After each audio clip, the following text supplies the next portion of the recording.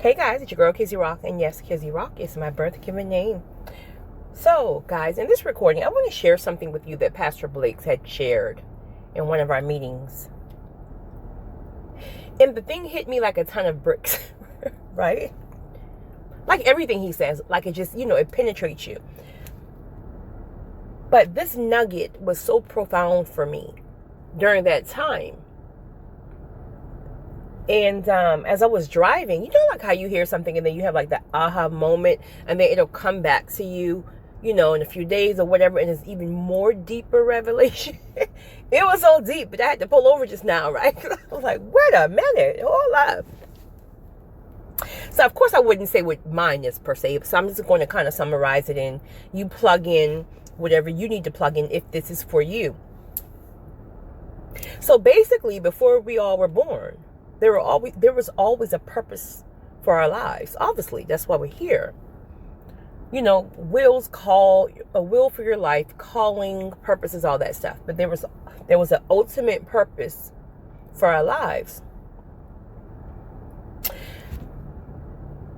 But then when we were born into flesh, of course, what happened? Life happened. Trauma happened. Right? And this could be in childhood, this could be in adulthood, but just trauma. Maybe you went through a really bad breakup, very early in your life, where you got hurt, like really bad, right? Maybe you were traumatized in childhood. Maybe we can go on and on and on and on about how life traumatizes us, period, right? It's not only just childhood, but things happen in life. This is life. You can't hide from trauma. Trauma changes the brain. This is why you have a lot of people who is dealing with addiction. I wasn't even going to go this left, but I feel it's in my spirit to say this right quick before I even continue. This is going to go left for a minute, but it's had me in my spirit.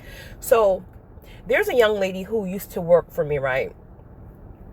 And I told this story before. Of course, I wouldn't say her name or anything like that. But when I hired her, I was just drawn to her. Her spirit is so beautiful. But my discernment, which is on fleek, had told me that she had been severely traumatized. And so, of course, I didn't ask her about it at the time or anything. So, a few weeks or whatever went on. And I just started to see some things where I knew that if I didn't get on top of it, I would have to release her. Right? And that's more so less of like not showing up to work, things like that. But the Spirit had already shown me certain things that she may have been doing to overcompensate with that hurt and with that pain. And so I tried to be patient. I'm not a patient person in general or in flesh.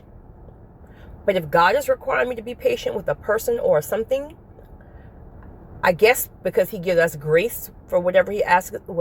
He gives us grace to do what he wants us to do. So he will give me grace to deal with people or things, even though I'm not a patient person in the flesh.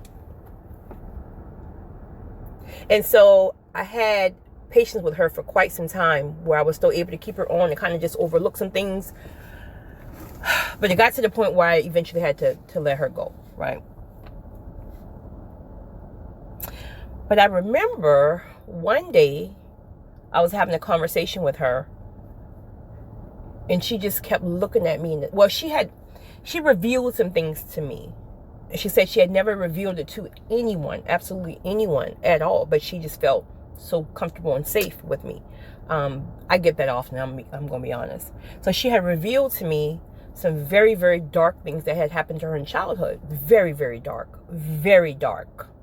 Very traumatizing. To the point of most people would have probably have blown their brains out. But her spirit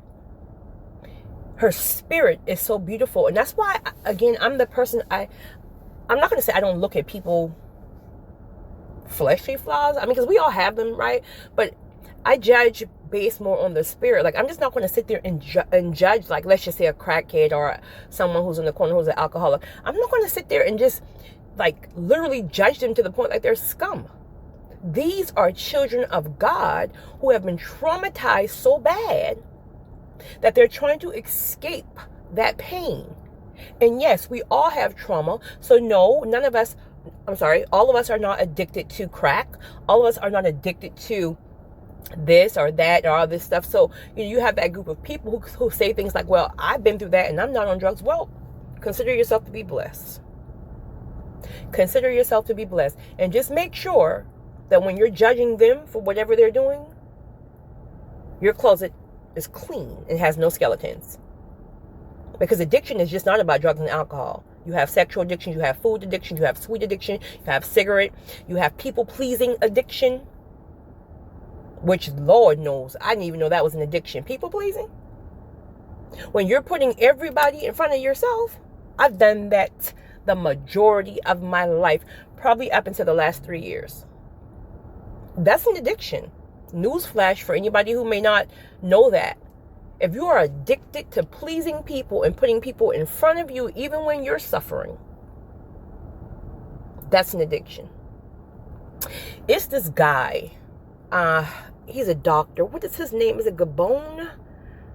I'll look that up and I'll tag one of his videos in the description. But he's a psychiatrist, I believe, and he specializes in trauma and addictions and how addictions is so related to trauma and how some mental health issues is related to trauma. The man is so deep. The man is so deep.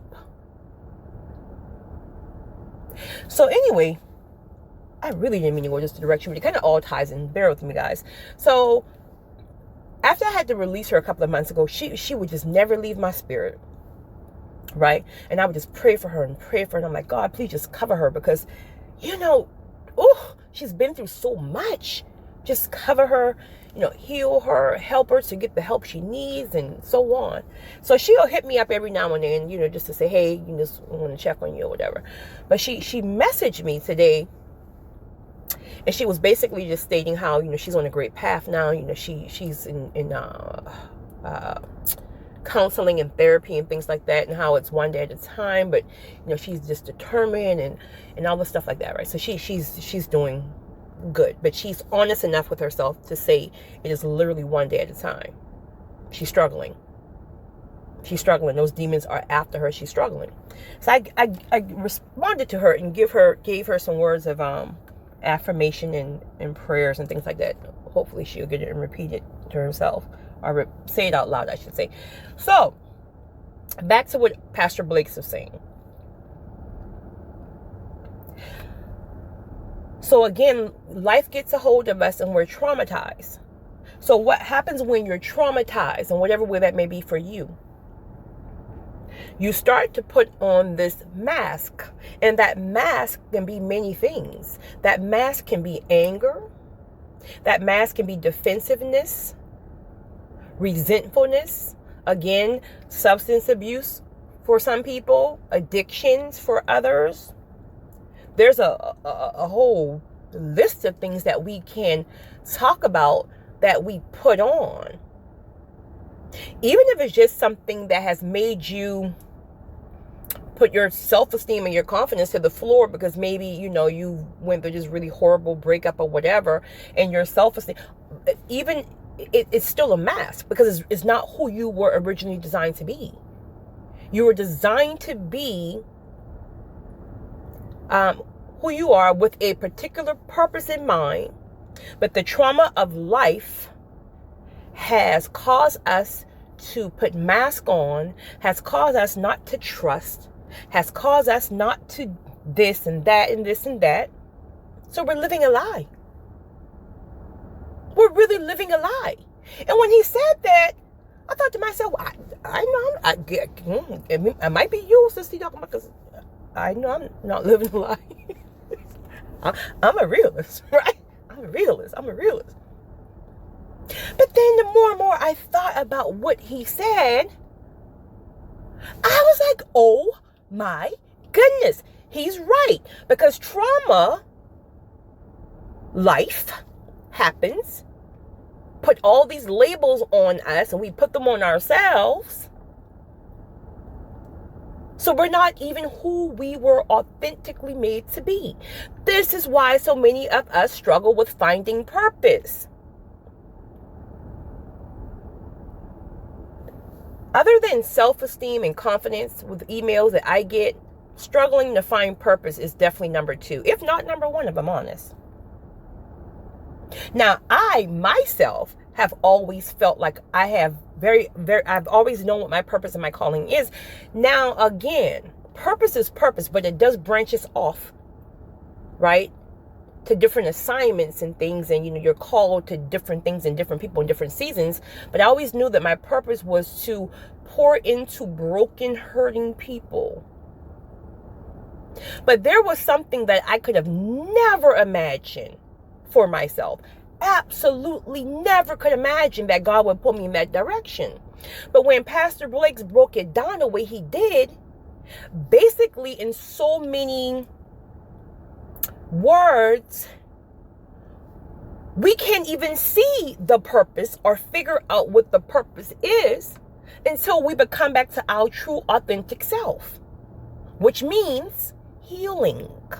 Because once you heal, you then remove the mask.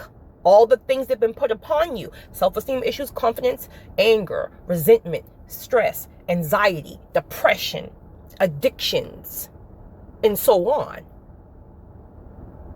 As long as these things still have attachments to you, you may have a difficult time trying to identify your authentic purpose, because you're not even your authentic self. Once you heal and these things are removed, then God will start to give you a deeper revelation of, oh my God, a deeper revelation of your true purpose. So yeah, because even the revelation I got, my purpose is still core and centered, even around that. So I believe God will show us bits and pieces of purpose, but he won't reveal like the entirety of it, or how big it really, really is. We're so limited because we're limited to our own thinking. And we don't even think that we could do something, or we don't think we could be something because of our authentic self. Oh my goodness. Like, this is crazy. So when I was driving and out the blue, I got this massive download. And I'm like, what? Huh? But I could have never seen it for myself, because all the trauma of life didn't allow my mind to go that far. Ooh, child, this thing is deep. It is so deep. Pastor Blakes is so deep. Ooh, child. So anyway, thank y'all for letting me vent. But I hope this helps someone. If you are struggling with purpose, now again, you still may know or have bits and pieces of what your purpose is, right? Now, for me, purpose can be described in so many different ways, but for me, I feel like it has always been the one thing that I do the best without even trying. I can do it even when I don't feel like it. I can do it hanging upside down. I can do it. When I try to walk away from it, it keeps coming back to me, because it's not about me. When I don't want to do it, I'm convicted to do it. And it never, ever leaves you. Even if you walk away from it for years because you're being, rebellious or whatever the case may be, you always find your way back to it. And even if you don't, it's always dropped into your spirit. And until you get in tap to what that thing is, you will never, ever feel fulfilled. Purpose literally fulfills you. This is why when people say they need to be married, and don't get me wrong, I'm not judging anybody, who's married. I believe marriage is a beautiful thing when done correctly. However, and there's a lot of fruits to come with marriage when done correctly. But again, if you need to be married It's because you have not tapped into your purpose. Your purpose will fulfill you more than a relationship. A relationship, you guys know what I'm going to say, a relationship should be an addition, not a completion.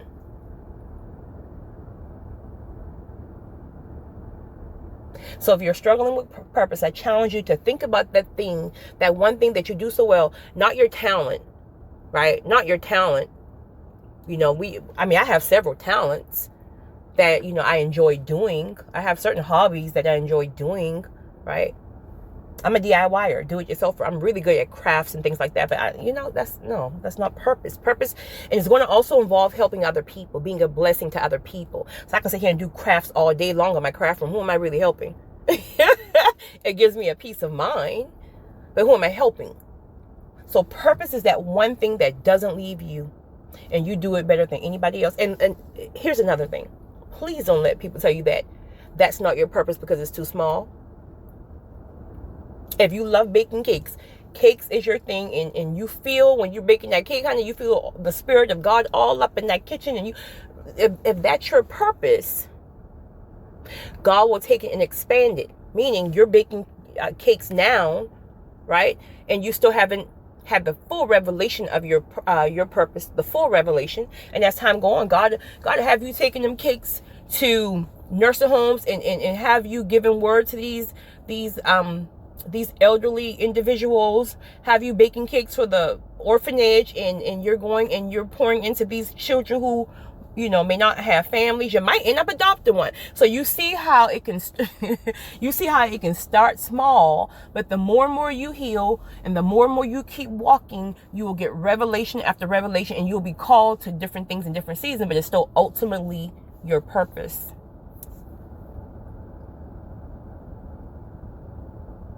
I'm still in cloud 9. Anyway, so I got to go. But you guys have a great one. I got to go inside Whole Foods.